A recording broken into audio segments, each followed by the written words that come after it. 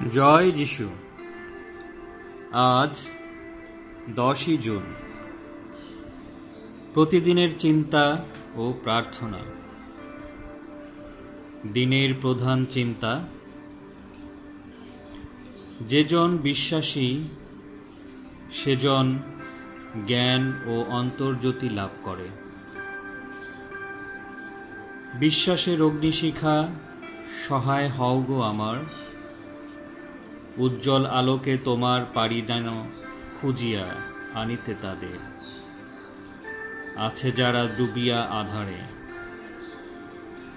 আনিব যে তাহাদের তোমারই জ্যোতির সম্মুখে, দিয়াছ যে সাহস আমারে, জাগাইছ দেহে নবজীবনের বেগ।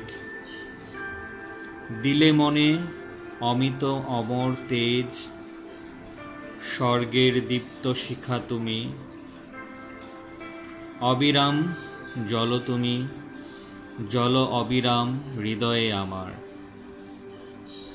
চলিব গো আমি মোর জীবনের পথে, হয়ে মুক্ত ঘুচাইয়া সকল সংশয় ভয় আর যত স্বার্থ অনুরাগ। উপদেশ: বিশ্বাসে শক্তিমান হয়ে মানুষ পর্বত অপসারিত করে।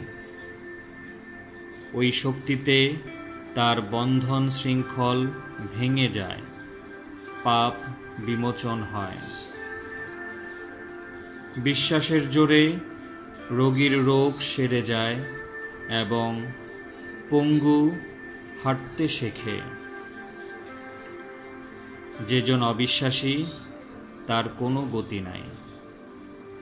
কিন্তু এই ধরনের বিশ্বাস নেতিবাচক নয়, যার সাহায্যে কলুষ দূরীভূত হয়। ধর্মের গোঁড়ামি দিয়ে মানুষ অন্য কাউকে রোগমুক্ত করতে বা কোনো অলৌকিক ঘটনা ঘটাতে পারে না। যথার্থ বিশ্বাস কর্মের মধ্যে প্রকাশিত হয়। এই বিশ্বাসই প্রকৃত বিশ্বাস, যা আমরা জ্ঞান ও কর্মের মাধ্যমে প্রকাশ করি। এই অপূর্ব বিশ্বাসে তুমি পূর্ণ হও। প্রার্থনা: ওহে পরমদাতা, আমার মধ্যে অদম্য বিশ্বাস জাগাও। এই হৃদয়ে জ্ঞানাগ্নি প্রজ্বলিত করো,